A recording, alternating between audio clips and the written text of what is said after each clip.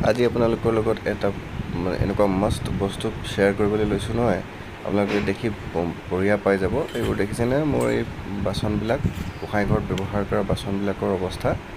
এই বাচনবিলাক যে চাফা কৰোঁতে কৰোঁতে কি অৱস্থা হৈ যায়। এই বাচনবিলাক আজি চাফা কৰা এটা মই এমেজিং প্ৰডাক্ট দেখাম। এইটো দেখিছে মোৰ গোঁসাই পানী দিয়া যিটো ঘটি আছে সৰু, এই ঘটিটোত মই মোৰ এমেজিং বস্তুটোৰ জাষ্ট 2 ড্ৰপ দিছোঁ আৰু লাহেকৈ মোহাৰি দিছোঁ আৰু আপোনাক মই দেখাই আছোঁ তাৰ কি ৰিজাল্ট আহিব। আপোনালোকে চাব। এই এনেকৈ ধুনীয়াকৈ 2 ড্ৰপ দি পেলাই লাহেকৈ হাতেৰে মোহাৰি দিব আৰু তাৰপিছতে মই আৰু 2 ড্ৰপ এতিয়া দি ল'ম এই মুখৰ কোণত, যাতে ভিতৰটো ধুনীয়াকৈ চাফা কৰিব পৰা যায়।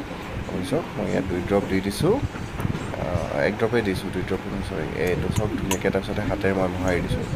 হাতেৰে ভালকৈ মোহাৰি লোৱাৰ পাছত এখন স্ক্ৰাবাৰ ল'ব লাগিব, লৈ পেলাই ধুনীয়াকৈ মোহাৰি দিব। একচুৱেলি হাতেৰে মোহাৰিলেই চাফা হৈ যায়, তথাপিতো মই এখন স্ক্ৰাবাৰ ল'ম। এতিয়া স্ক্ৰাবাৰখন লৈ পেলাই মই ধুনীয়াকৈ মোহাৰি দিম আৰু মোহাৰি দিয়াৰ পাছত মই যেতিয়া ধুনীয়াকৈ ঘঁহি দিব, খুব খন্তেকতে, বহুত সময় নালাগে। আপোনালোকৰ চকুৰ সন্মুখতে মই দেখিছে মই এইটো কৰিছোঁ।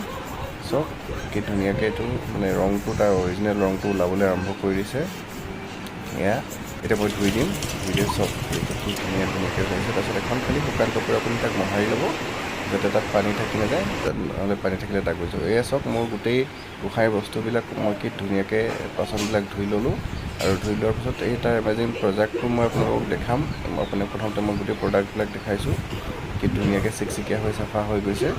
আৰু সেই প্ৰডাক্টটো হৈছে হেপী প্লেনেটৰ কপাৰ ব্ৰঞ্জ ব্ৰাছ ক্লিনাৰ।